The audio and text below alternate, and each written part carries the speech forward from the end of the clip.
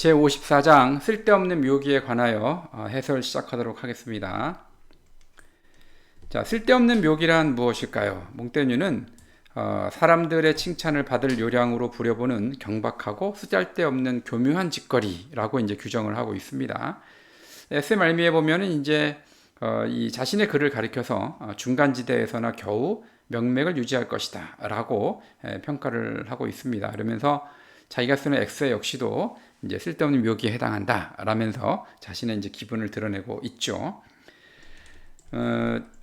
고대 그리스인들이 이제 그 시를 쓸 때 그 시행으로 만들어 놓은 달걀이나 공이나 새의 날개 같은 그런 이제 모양의 시를 쓴 경우가 있는데, 이것을 우리가 이제 칼리그람이라고 이야기합니다. 대표적으로는 이제 시인 테오크리토스의 작품을 들 수가 있습니다. 자, 여기 인터넷에 보면 이렇게 예를 볼 수가 있습니다. 이제 시행을 이렇게 나열을 해서 달걀 모양으로 이렇게 만들었죠. 자, 이렇게 이제 시행을 조합하는 방법으로 이제 현대적인 예는 그 프랑스의 시인인 그 기욤 아폴리네르의 시를 예로 들 수가 있습니다. 또 이제 쓸데없이 따져본 그 예 중에 하나는 알파벳 글자들을 몇 가지 방법으로 나열할 수 있는지 헤아려본 기술도 있죠. 이것은 이제 라블레가 그 팡타그리엘 제3서에서 이제 자음과 모음을 조합을 하면 1억 20만 개의 조합이 가능하다라고 주장한 바가 있는데, 뭐 이러한 것들이 어떻게 보면 굉장히 쓸데없는 그런 묘기라고도 볼 수가 있습니다.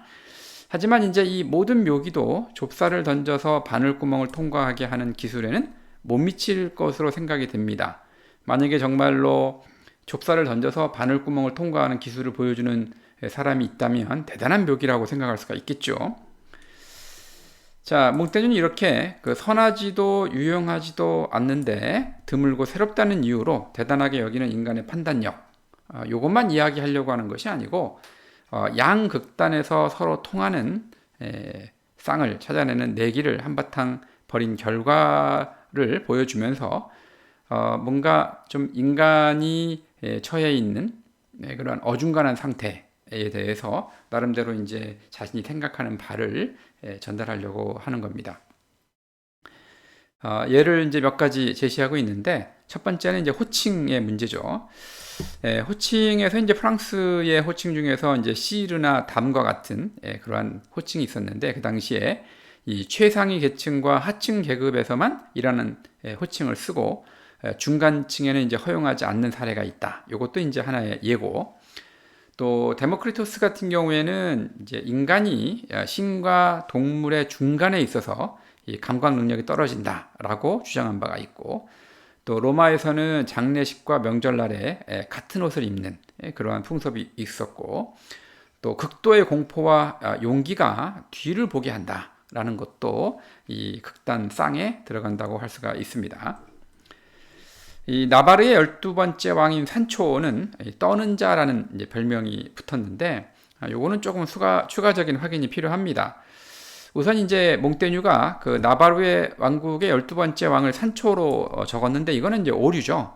그래서 이제 이거를 이제 바로잡기 위해서 각주에서 산초 가르시아의 아들 가르시아, 즉 가르시아 5세가 이 사람이라고 이제 이야기하고 있지만, 이 각주의 설명도 좀 오류가 있습니다. 그래서 정확하게 바로잡자면 이 떠는 자라는 별명으로 불렸던 사람은 가르시아 3세를 이야기합니다. 뭐 중간에 이제 여러 그 복잡한 설명은 좀 건너뛰고요. 결론적으로 봤을 때 가르시아 3세는 이제 매우 용감한 인물로 알려져 있습니다. 그래서 이제 이 사람이 떨었던 이유는 용기와 두려움, 이 두 가지 이유 때문에 떨었는데, 어떻게 보면 그 양극단의 상태가 이제 하나의 현상으로 나타난 그러한 인물이라고 얘기할 수가 있겠죠. 또 납덩이가 이제 높은 열에 녹듯이 겨울 혹한에도 녹아 흐른다라는 주장은 그 아리스토텔레스의 것으로 이제 소개가 되어 있지만, 정확히 이야기하자면 아리스토텔레스의 이름을 딴 가짜 아리스토텔레스가 쓴 소문으로 들은 신기한 일들이라는 책에서 등장을 하는 얘기입니다. 여기서 이제 납덩이는 이제 주석을 말하는 것으로 이제 그렇게 연구자들은 파악하고 있습니다. 또 욕망과 포만이 쾌락의 상왕국과 하왕국을 똑같은 고통으로 채운다라는 문장도 조금 확인이 필요합니다. 물론 이것도 이제 뭐 해석하기에 따라서 이제 뭐 예를 들어서 입도 괴롭고 그 다음에 화장실에 가서 일을 보는 것도 괴롭다 이렇게 이제 해석을 한다 그러면 뜻이 안 통하는 건 아니겠지만 원문으로 본다면은 그것보다는 욕망과 포만은 쾌락의 윗단계와 아랫단계를 고통으로 채운다라고 하는 것이 좀 의미가 제대로 통한다고 할 수가 있겠습니다. 이 쾌락의 아랫단계라는 것은 쾌락에 이르고자 하는 욕망이 들끓는 상태를 이야기하고 윗단계라는 것은 쾌락을 충분히 느낀 포만의 상태를 말한다고 할 수가 있겠죠. 그래서 이제 그 쾌락에 있어서 이전과 이후의 양극단이 고통이라는 감정으로 서로 통한다라고 말했다. 이렇게 읽는 것이 더 맞을 것 같습니다. 또 무지와 신앙심의 양태를 다룬 대목에서도 이제 양극단이 있죠. 자, 무지는 이제 여러 단계로 구분이 됩니다. 첫 번째 단계의 무지는 말 그대로 학식이 없는 상태를 말을 하는 겁니다. 예를 들면 순박한 농부들 같이 지적 호기심이 적고 교육을 덜 받은 사람들이 갖는 무지가 우리가 일반적으로 이해하는 이 의미에서의 무지라고 얘기할 수가 있겠죠. 이제 두 번째 무지는 이제 박사님의 무지라고 얘기할 수가 있죠. 박사님이라는 것은 이제 현대적인 의미의 학위를 가진 사람이 아니라 공부 꽤나 했다는 사람들을 싸잡아 표현한 거죠. 다른 에세이에서도 여러 번 반복을 했듯이 몽테뉴는 학식이 있는 그 사람이 지혜를 꼭 갖는 것은 아니다라고 생각을 하고 있습니다. 따라서 이 박사님의 무지라는 것은 원초적인 무지에서는 벗어났지만 진정한 지혜에는 이르지 못하는 어설픈 상태에 머무는 문제점을 얘기할 수가 있는 거죠.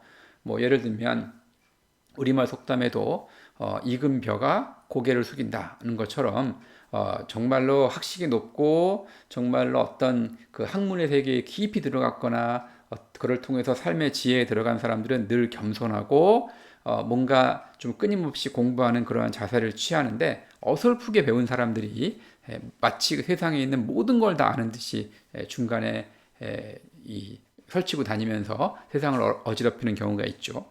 몽테뉴가 이야기하고자 하는 것은 아마 그러한 어중간한 상태에 있는 사람들의 무지, 이런 의미에서 이 박사님의 무지를 말했다고 할 수가 있습니다. 자, 신앙심의 차원에서도 여러 단계를 생각해 볼 수가 있는데, 먼저 그 순전한 그리스도인이 되는 길은 양극단의 쌍으로 이해할 수가 있습니다. 한쪽 극단에는 초보적인 무지를 가진 사람들이 있죠. 이들은 이제 존경과 복종의 마음으로 단순하게 믿고 율법을 받드는 아주 선한 그리스도인들입니다. 또 다른 쪽 극단에는 아주 사려 깊고 통찰력 있는 위대한 사람들이 자리하고 있는데, 이 사람들은 이제 깊은 탐구를 통해서 성서에 심오하고 난해한 빛을 간파하여 깊은 신앙에 도달한 사람을 말합니다. 여기서 이제 탐구라는 것은 단순한 학식하고는 좀 무관해 보이죠.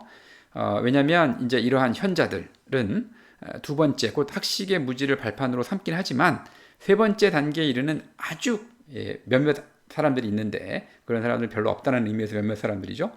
이런 사람들과는 다른 사람이다라고 이야기하고 있기 때문에 무조건 공부를 많이 해갖고 이르는 그러한 단계라기보다는 조금 더 어떤 통찰력을 이용을 해서 신앙의 깊은 단계에 이른 사람들을 말한다고 볼 수가 있습니다.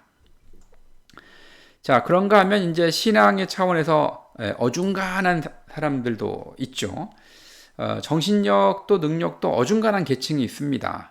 이 사람들은 이제 구교를 버리고 신교를 따르는 사람들이라고 몽테뉴는 얘기를 하고 있습니다. 그러면서 옛 방식을 고수하는 것을 굉장히 단순하고 우매한 것으로 해석을 하는 그런 사람들이 있죠. 그러니까 쉽게 이야기하면 신교를 따르는 사람들이라고 얘기할 수가 있겠죠.